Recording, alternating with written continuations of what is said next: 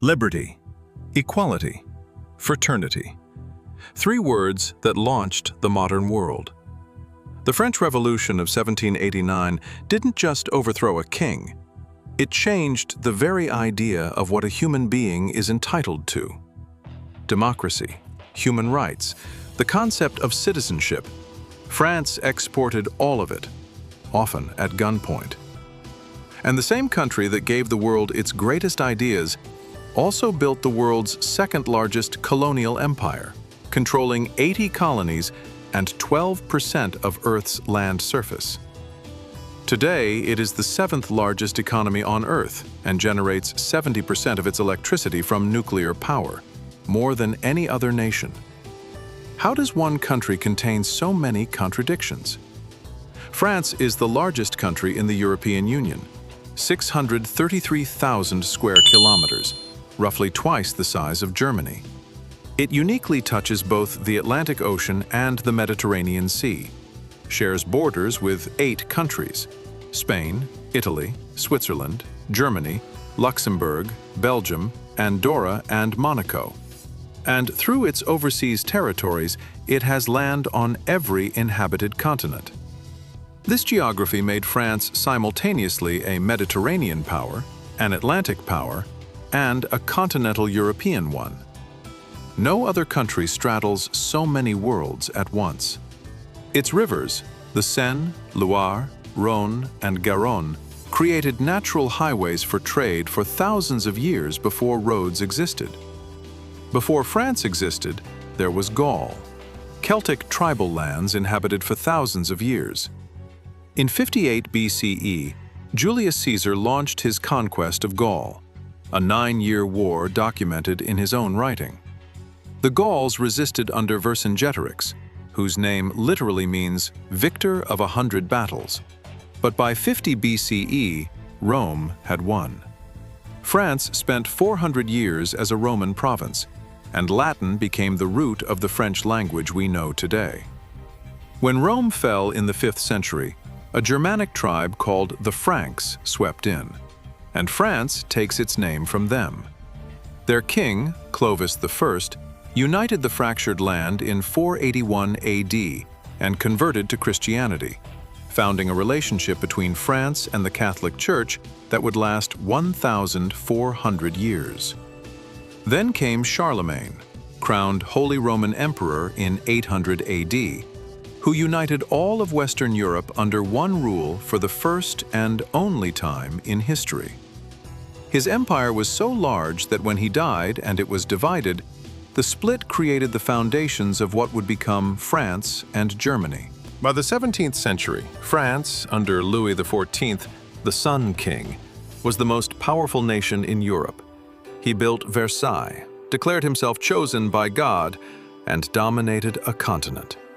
But his wars nearly bankrupted France, and his successors only deepened the crisis. In 1789, the French Revolution exploded. King Louis XVI and Marie Antoinette were guillotined. The monarchy fell. And from the chaos emerged a short Corsican general named Napoleon Bonaparte. In 1804, he crowned himself emperor and proceeded to conquer most of Europe in a decade, changing laws, borders, and political systems everywhere he went. The Napoleonic Code, his legal system, is still the foundation of law in France, Belgium, Spain, Italy, Quebec, Louisiana, and across Latin America. Napoleon lost everything at Waterloo in 1815, but the ideas he carried had already escaped and changed the world permanently. France's relationship with the Arab world is one of the most consequential in history, and it is not over.